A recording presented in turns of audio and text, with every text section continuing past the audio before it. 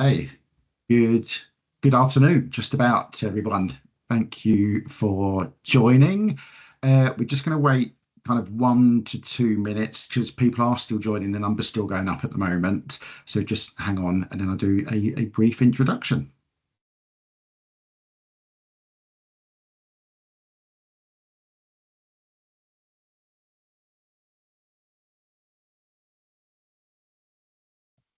Hello.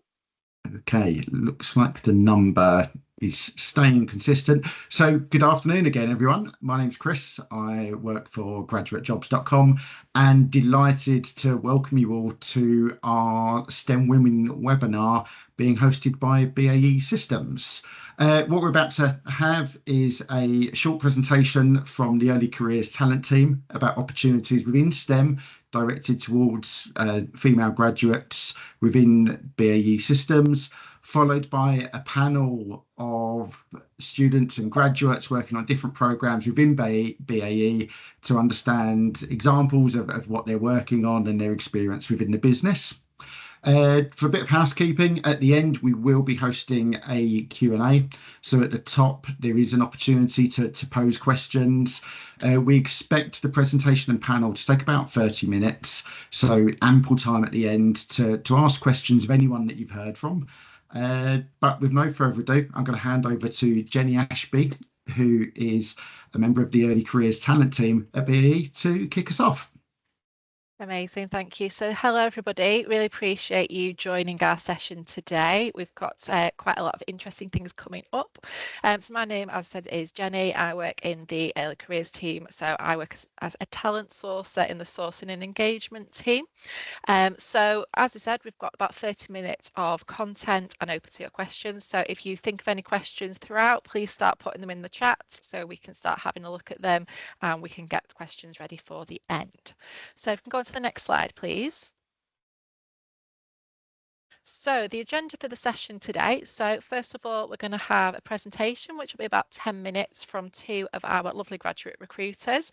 Here we're going to talk to you about the process of applying and what to expect. Because after you've heard from our lovely graduates and employees on the call, you're going to want to apply. So they'll be able to tell you all about the process and what to expect. Following on from that, we have four lovely ladies across our business who are going to share with you some of their insights around what they do, around their roles, and working as a female in a STEM related role. And then finally, we'll be moving on to your questions. So as I said, throughout the session, please do put any questions, whether that's around the recruitment process, any questions for our graduates and employees, or any questions for myself throughout the session. So next slide, please. So I'm now going to hand over to Holly and Amber, who are going to give a 10-minute presentation all around the recruitment process at BAE. So over to you two. Perfect. Thanks so much, Jenny. So yeah, as Jenny said, my name's Holly. I'm joined by Amber today. We are part of the early careers team. So yeah, we're going to give you a recruitment overview there. So if we could move on to the next slide, please. So here we're just going to start off with a bit of an overview of the programs and then the routes into the business. So if you're in your first or penultimate year at university and you want to gain insight and build skills, we do offer 3-month summer internships and also 12-month industrial placements across our business. You can choose between a range of engineering disciplines as well as business roles, including project management, finance and consulting. If you're successful in your internship, you could end up fast-tracked onto a graduate programme the following year.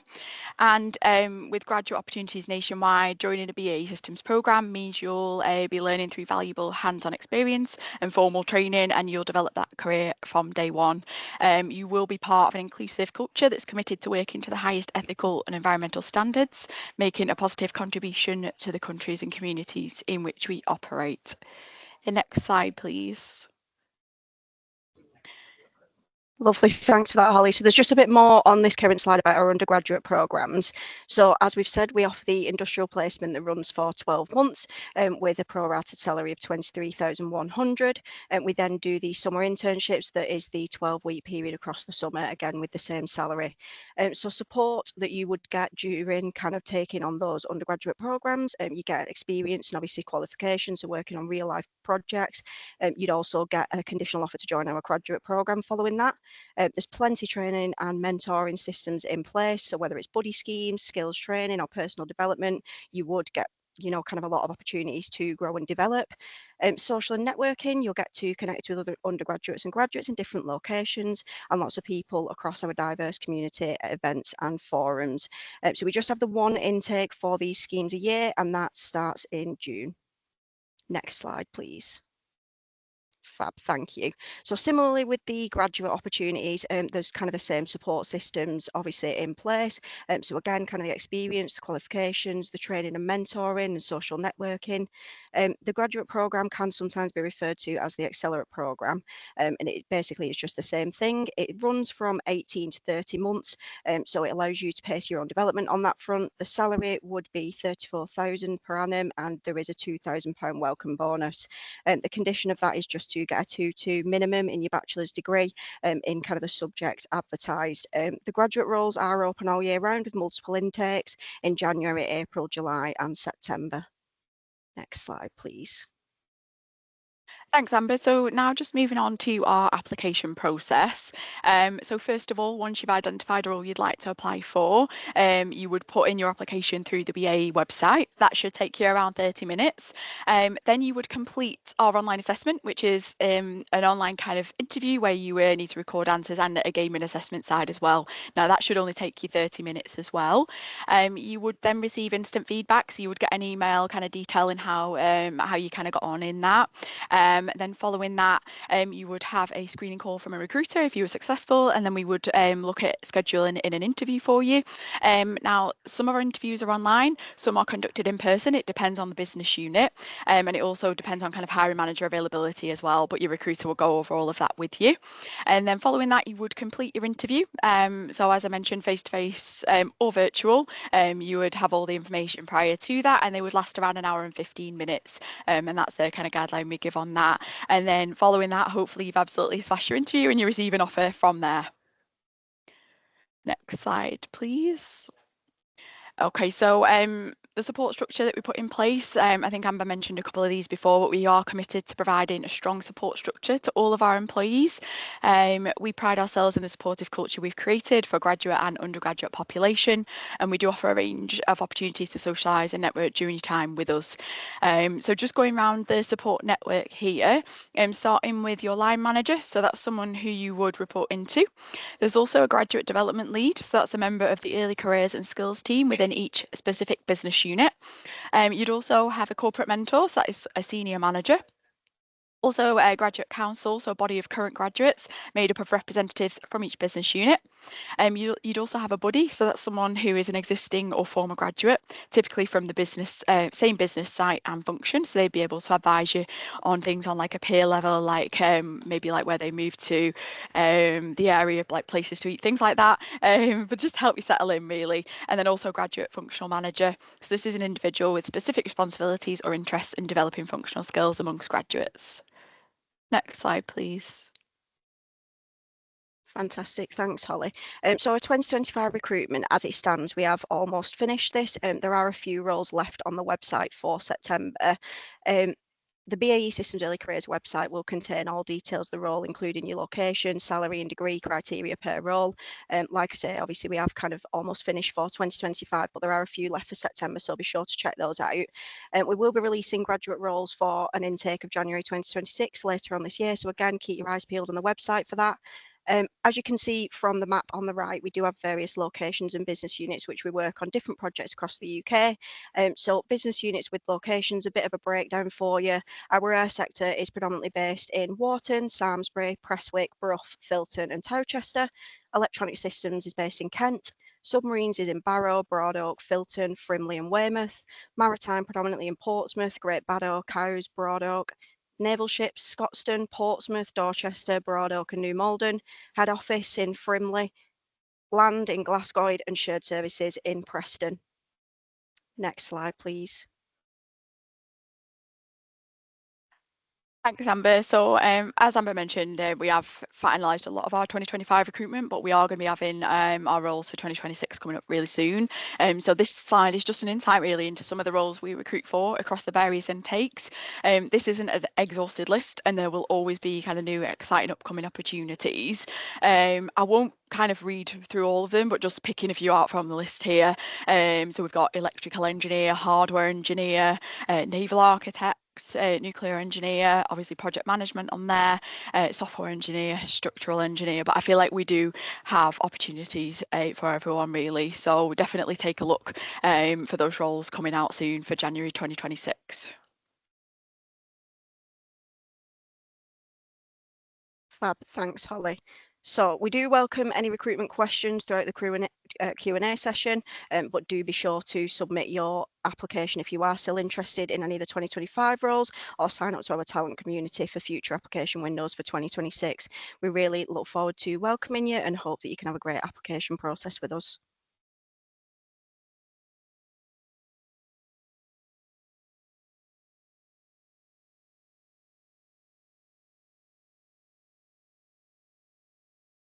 Just been advised by my colleagues that I am muted. So as I say, thank you to both of you guys for an insight into that. So for our next section, I'm going to introduce you to 4 more lovely ladies.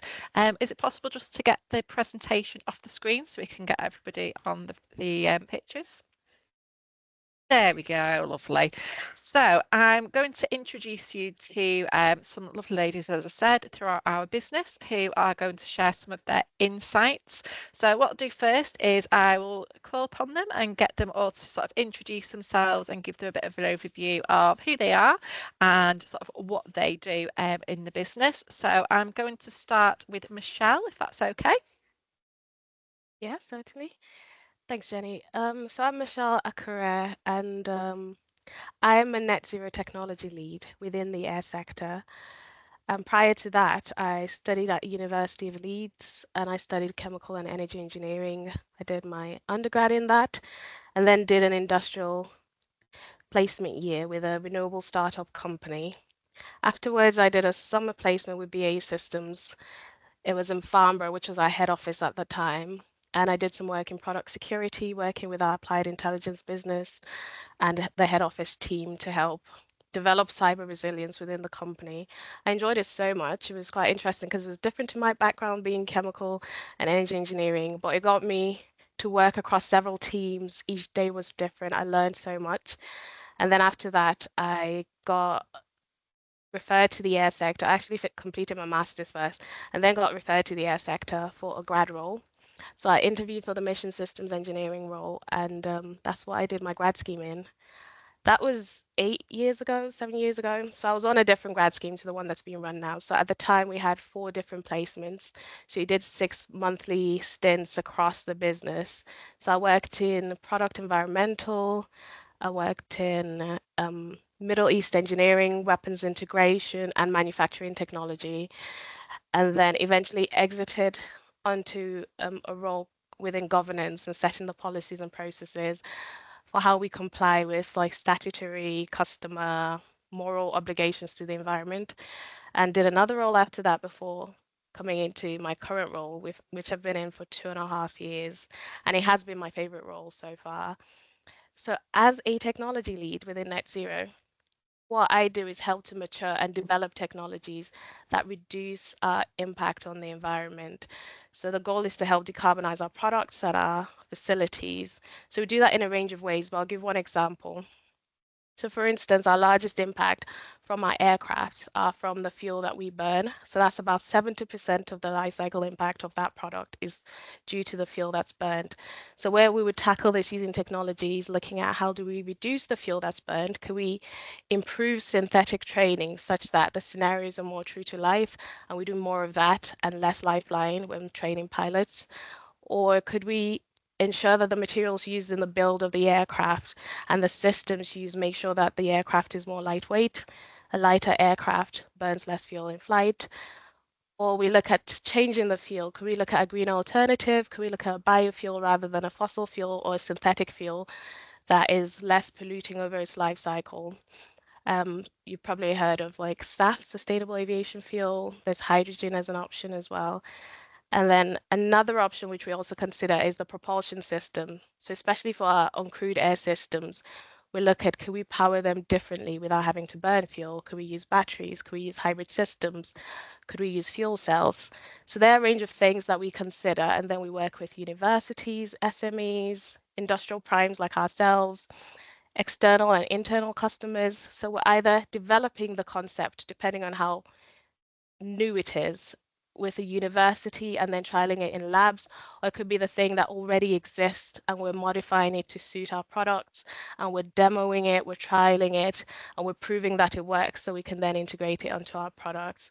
So yeah, it's very exciting. It's one of my favorite roles. We do that across the life cycle of the platform in different ways. Amazing. Thank you, Michelle. And we also got Natasha. Hey everyone, my name is Natasha. So tomorrow will be my first year officially with BAE. But just how I got there is a bit of a squiggly career. So straight out of high school, I went and done a 5-year apprenticeship with a satellite company. From there, I learned procurement, test engineering, and a little bit of manufacturing engineering. And then COVID hit, and I decided I wanted to go back and do a bit of university. So I went and got my electronic and electrical degree. And then because my partner was already working at the site that I've applied for, he suggested, why don't you apply for a graduate program with us? And I thankfully got in. So it's quite convenient, right next door. So straight after uni, got a job in here. And then just because I've only been here a year, I'm still learning. But with my role as a systems engineer, what I've been doing recently is critical dimensions for the ship. So any compartment on the ship, they'll come and say, here's a critical dimension, can you list it on a document for manufacturing? Compile all them together, and then you get it sent out to all the departments that need it. And as well as that, I'm doing a little bit of obsolescence work with the systems engineering team. So what that is if a part is going obsolete, they'll contact us, and then we have to go back to the original ship design, ask what they replaced it with, and if we can do an alternative for our customer. But yeah, that's just a little bit about my role. Still new, still learning. Amazing. Thanks, Natasha. And we'll come back to you later as well. We've also got Holly on the call, another Holly. Hi everyone, yeah, I'm Holly and I graduated from Lancaster University with a degree in physics, astrophysics and cosmology in 2023. And then I decided to have a bit of a career change. I wanted something a bit more hands-on, so I applied for the grad scheme and started at BAE, the submarine division in September of the same year. So I've been here for almost 18 months now. I'm almost off the grad scheme. So I'm a mechanical engineer on the platform mechanical systems on the submarine. It's a job that has so many varied tasks and roles that is quite hard to say on what a day-to-day that I do, because it's quite reactive work. So we work a lot with suppliers. They might have a query for us. So we as the engineers will assess that query and get back to them. You could be doing calculations, you could be on the boat one day, which is always quite exciting. It's always mesmerizing to see how big they are from the balcony, and then when you're on it, just how small they are. But we engage with stakeholders, our customer, which is the MOD, the Royal Navy. So yeah, and specifically with platform mechanical, we look after the design, delivery, and development of the systems on the ship. So that'll be like HVAC, so heating, ventilation, aircon, fresh water supply, there's loads. There's 56 systems that we look at, so there's a lot. And yeah, it's really good. Amazing, thank you, Holly. And last but no means least, we have one more of our graduates, Visha. So, are you there? Thank you. So I'm Davisha. I'm currently on a grad scheme, same as Holly, coming up to 18 months. So I graduated from the University of Sheffield in July 23 with a master's in aerospace engineering, and then I started my grad scheme here at BAE in September 23. So I'll be due to come off in March. I work in the air sector, so I'm currently working as an equipment engineer, primarily on the Typhoon aircraft. So my work is mainly focused on the avionics in the cockpit, so the computers on the aircraft and the systems that are needed in the cockpit. I work a lot on display and controls and recording systems. So day to day, my job is quite varied. There's never a day that's always the same. So sometimes I'd be supporting technical workshops, which involves customers and lots of suppliers that we work with. Other days I'll be reviewing technical documents and looking for specific things, making sure that the changes implemented are right and everything is in place to correctly carry out the change.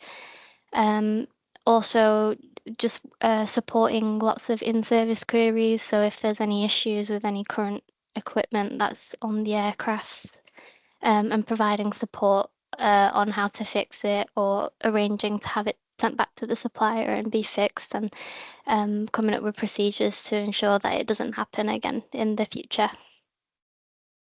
Amazing, thanks guys. So we've got a few questions for you. So there's some of the common questions we get at some of our events and that we get asked. So I'm going to join the first two together just to make sure we've got enough time. So what were you looking for when you obviously were joining the programme, when you were looking to apply, and why did you choose the specific role at BAE Systems? So maybe if we go back to Michelle first, obviously take you back to your time when you were thinking about applying for the graduate scheme. Yes. So what I was looking for, I was interested in doing work that I found inspiring. So I have a passion for sustainability. So I wanted the work I do to be fulfilling. I feel like I'm making a difference. That was important. I wanted to have high earning potential. I want to be comfortable. I also wanted to find it exciting. So I have a very short attention span. So I like varied tasks. I like to do different things. I like to be constantly challenged and learning. So those things were key for me when applying. When I applied for the mission systems role, I actually didn't fully understand what that required because you never really fully know what the job looks like till you start doing it. But I think for me, the part that was most attractive was it's a large organization. I can always move around. So if I don't find it to be a good fit, I can move into another role. And that's what I've done through my career. You pick up skills, try not to get too comfortable, go into something else. So you're constantly developing personally and professionally as well. So that was key for me. Amazing. And what about yourself, Natasha, a bit more recently joining the scheme? Yeah, so when I was looking, what was it, would be 2 years ago, I'd recently been able to purchase a house just because I'd had the previous apprenticeship. So what I was really looking for then was something comfortable that I knew I could fully dive into without having to, for instance, in Scotland anyway, there's quite a lot of travel required for a lot of roles in engineering. Most of them are based in Edinburgh or, God forbid, higher up. So that being close by obviously was a major point, but the most reason was just because of how good the reputation for the graduate program was. I know a few people in the early careers course that had already done it. They said that obviously it's a very flexible program. Even with myself, I wanted to apply for systems, but coming from an electrical background and test background, I didn't know if I wanted to lose that training that I'd gained for 5 years. So when I applied, I talked to the head of function that interviewed me, and I said I'm interested to keep as much of my previous training as possible. And he said it's almost guaranteed with the program if there's stretch projects or there's assignments you want to do that's outside of the scope of your usual job, as long as you've got time, it's more than happy to accommodate. So I was looking for a very big breadth of learning, and I knew that BAE could provide that. So that's kind of why I applied for it. Amazing. And Holly? Yeah, so when I was applying, I had a physics degree under my belt. So on a more practical side, I knew I wanted to get into engineering, but having a physics degree, I was aware that I might not be meet the entry requirements for a lot of them. So, but BAE says the STEM subject so that can be used as an entry degree. So that was one of the main things that sort of attracted to me to the role. But then also looking at the long-term career and growth that the company offered, I saw a lot of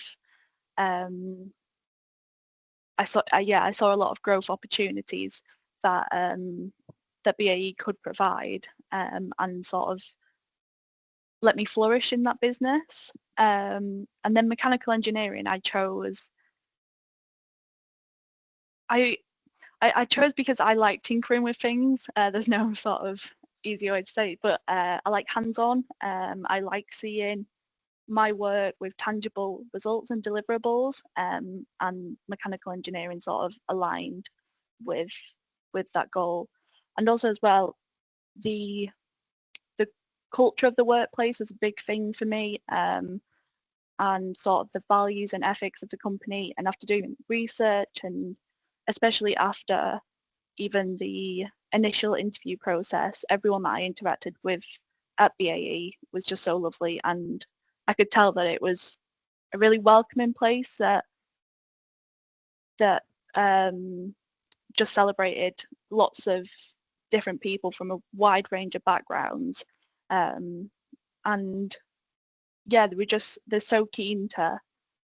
They're a business at the forefront of technology, and they have to be, and they're so keen on getting in younger people, having a diverse workplace so that they can enable themselves to sort of reach them goals. And I sort of saw that through the reputation the company had. Yeah. Amazing. And Pavisha, what about yourself? So when I was applying to graduate roles, I think one of the main things for me was trying to find a role that would really help me learn and develop. So I wanted to be in a role where I was actually given responsibilities and felt like I was actually making a contribution to a team or to a project. And I'd heard a lot of good things about BAE's grad scheme and where you get actual responsibilities, you can manage your own work. Of course, you get a lot of support because no one expects you to be able to do the job from day one. But I think being able given a responsibility like that is the best way to help you learn and develop, because it also helps you identify areas that you want to develop further, or help you understand what you like doing and what you don't like, which really helps with career growth. So that's one of the reasons why I chose this graduate scheme at BAE.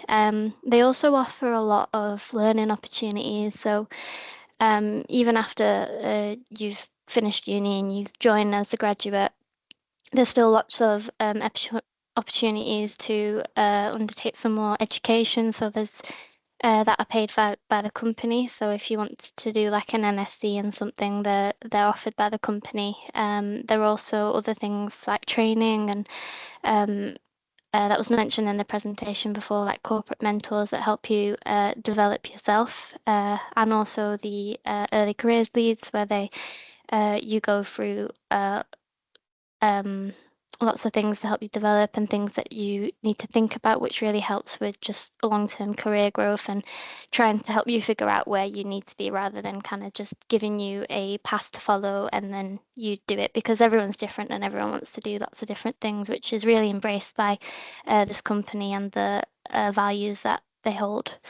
I think a career in STEM I chose as well because engineering is a really rewarding industry, because you're really helping to solve real world issues. So you really feel like you're making a difference, and the industry as a whole is really broad. So there's so many different niches in engineering that you can look into, and you can always you're always learning something new. And because I really enjoy problem solving and new challenges and things like that, engineering is a really good way to make sure that you're always learning and developing, and meeting new people that have had different experiences. It's just another good thing that this company are good for, because you're able to talk to lots of different people and learn more that way as well. Amazing.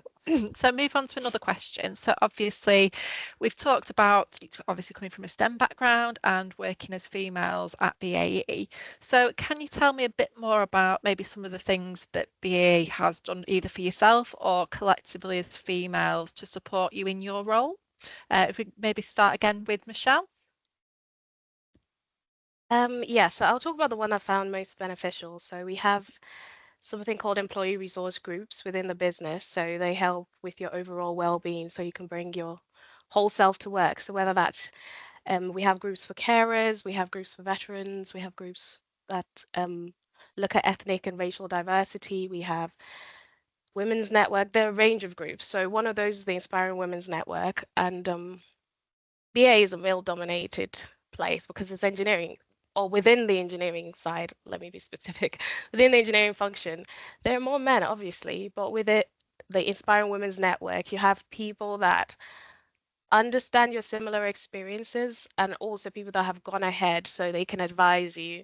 So they offer mentorship, whether that's helping with your career development or that's helping just to bounce ideas off them if you're thinking of making a change or if you're having issues and you want someone to talk to. So it's just a learning and sharing platform in that mentoring relationship. And there are also workshops if you're trying to develop your confidence, public speaking, you're looking at what sort of career routes are there for you. If you're starting a family, you want to know how that might affect your work life. All of those things are available. I found that to be so, so supportive. My mentor is currently from there. And throughout my career, I've had lots of different mentors, but it's been useful to be able to get their own insight into things before I make a decision. I mean, because it's really useful to have different perspectives. And it also helps when you're looking at senior roles and wanting to progress. You can talk to them about their own experiences. And that support, I think, has been very crucial. Amazing. And then over to more recent graduates. So Natasha. Yeah, so I think the most prominent thing I've seen to help encourage women into STEM, especially in the naval ship side, is they've put a lot of money and time and effort into building a shipbuilding academy so that schools and other groups, for instance, like STEM outreach groups or even teachers, can come visit on site without being in a dangerous environment with the ship. So they can get classroom tours in and do little STEM projects with the kids, which are obviously showing them firsthand what people like us can do in it. And also the most of the early careers team that is focused with the kids and in schools is predominantly female. So I think it's quite nice to see that there is women in the industry. I mean, this is obviously another one of the cases where we have a panel of women that are speaking to other women and speaking about STEM roles. And this is the third panel I've done in a year. So it's nice just to get that outreach, especially to people who want or possibly want to go into STEM roles. And then also just being able to participate in school outreach. Because I think if everyone can flash back to when they were in third year or 16 and thinking about jobs, I'm sure they didn't even think that there was that many careers available at BAE, let alone in engineering alone. So it's just good to kind of open their mind and especially show them that, girls can go into STEM jobs. So yeah, that's absolutely echo that. So Holly, anything you'd like to add?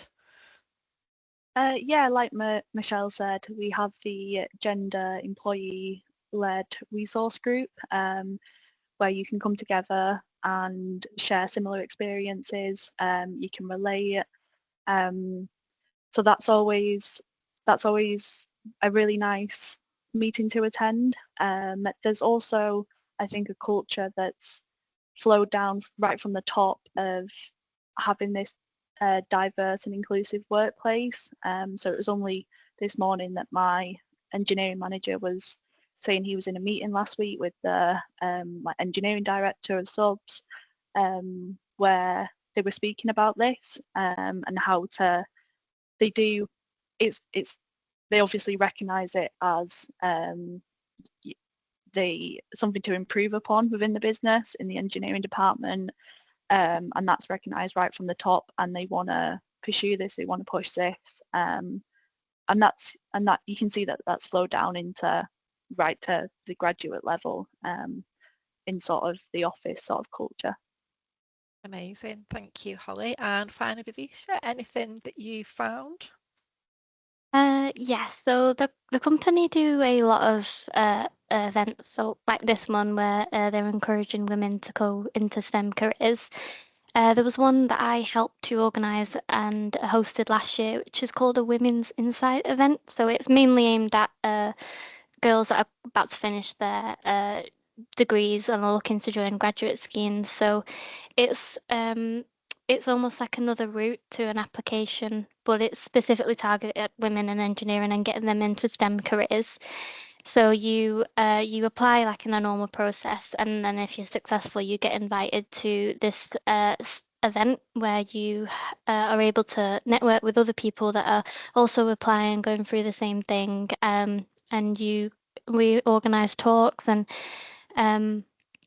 you can hear from lots of different engineers, so from women that are in different points in their career, so from senior all the way to just started as a graduate, and you can get a really good insight. And I think events like that really help to encourage and get more women into these types of careers, as there's more than one route rather than just one way to just apply, and everyone else is kind of in the same boat. And again, there's also those employee resource groups that were mentioned before, and just generally the culture at BAE. Everyone's always really helpful, and if you have any if you want to get any help in anything or anything like that, someone's always there to help you. Amazing. So we've only got a couple of minutes left, so I do want to ask the final question, but if we could maybe just say it in a sentence or two. So you're all females working in an engineering STEM related environment. So what advice would you give our attendees who are on the call today about considering a STEM career at BAE? Should we start with Michelle? I'll say go for it. My favorite saying is the best experiences are right outside your comfort zone. I didn't think I was going to be an engineer, but I'm happy with the decision I made. There will be a role for you within engineering, such a broad discipline, so go for it. Absolutely, really good advice. Natasha? Oh, I don't know. That was a good one to follow. Yeah, I think if it's something you're looking at, then why not just go for it? I mean, I think a few of us here have said that they've either not doing something they're doing at uni, or they're now pursuing something different. So you've got plenty of time to change your mind, and why not go into STEM anyway? Amazing. Holly, would you like to add anything? I'll just say, don't let imposter syndrome knock your confidence. You can do it. You're good enough. Just do it. Absolutely. And finally, Visha, anything that you would add? I would say it's a really good idea to kind of take ownership of where you want to be and things you want to develop, because rather than being passive about it, because even though there's lots of like opportunities out there, sometimes it's hard to know what's the right one. So if you have an idea of what you want to do, that really helps you just develop, and it can change as well, so it doesn't have to be the same, because as you learn and develop more things, you get a better idea of what you actually want to do and where you want to go. Absolutely. I think that's all really good pieces of advice, and I hope you all take that on board. So before we go over to the question answer, just wanted to mention one thing. So following this event today, you will all receive an email and be invited to join our talent community, which Amber briefly mentioned in the recruitment presentation. So this would allow you to sign up for first look at roles, more events like this, and also our Women in Engineering event that Pravisha mentioned, which will be running in August, and other information around the business that you can get involved with, whether you're looking for a role for 2026 or for much further down the line in 2027, 2028. We can keep you on top of what is coming and get you prepared for your application as well. So finally, I'll pass over to any questions. So if you do have any other questions, I notice there are a couple in there that have been answered, but anything else that you'd like to add in, so we can answer them. So just give you a minute if you want to add anything on.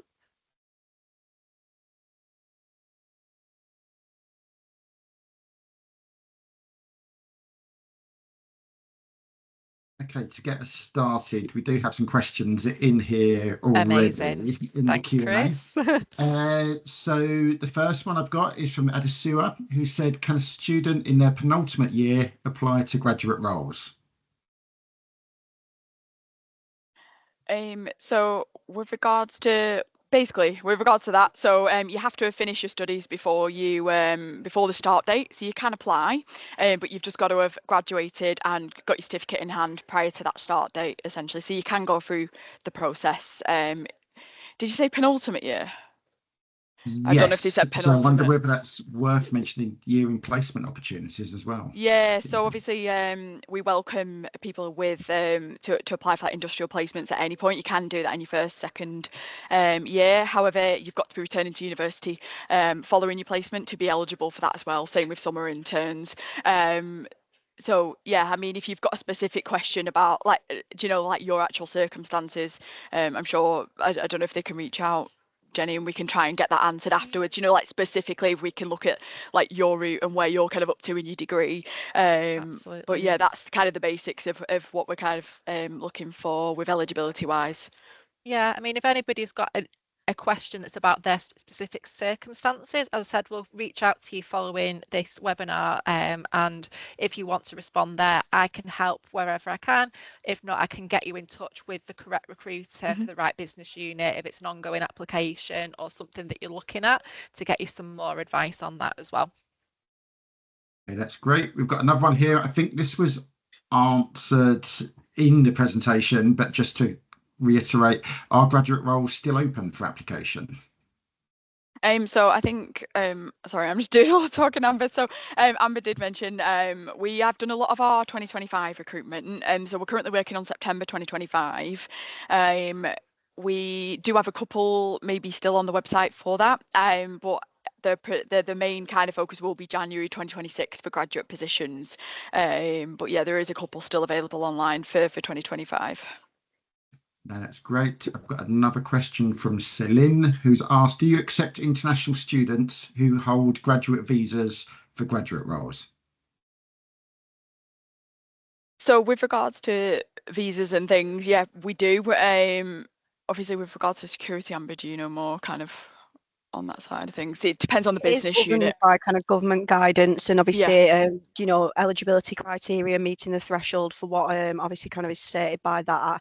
So I would refer you to the government's website. Just check on there that your visa meets those requirements, and any restrictions that we've published on our roles, you would be able to see them on there. So obviously, if you refer to BAE Systems website in hand with kind of government's guidance, you'd get an idea as to whether you're eligible for the role or not on that front. No, that's brilliant. Thanks, guys. The next one, are there opportunities to work internationally at all? So for like the graduate scheme, you would be based in the role you've applied for, kind of, and they will be UK based. So you'll be on the grad scheme for 18 to 30 months, obviously on placement. But the opportunities are endless for kind of future. Like if you did want to look into kind of anything, make contacts. You know, there is always opportunity for to work abroad if that is what you want. But with the graduate scheme, you will be expected to remain in your position for 18 to 30 months minimum, and then you'd be obviously take those opportunities as they come. Really, the opportunities are endless. No, that's great. A couple more questions in the chat. What specific degrees are you looking for?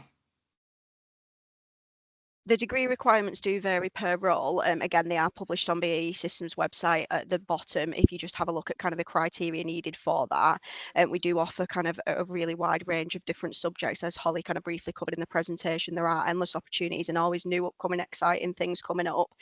So again, just refer to our website, have a look on there. Each role does have the requirements published.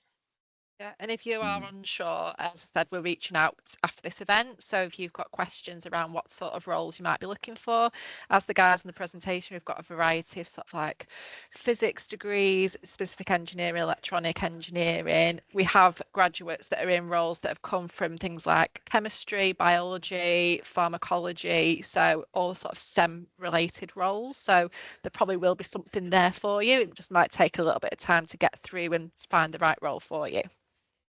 Okay, great. Well, we do have a couple more questions. They look a bit more about personal circumstance. So as mentioned, we'll share details with all attendees after.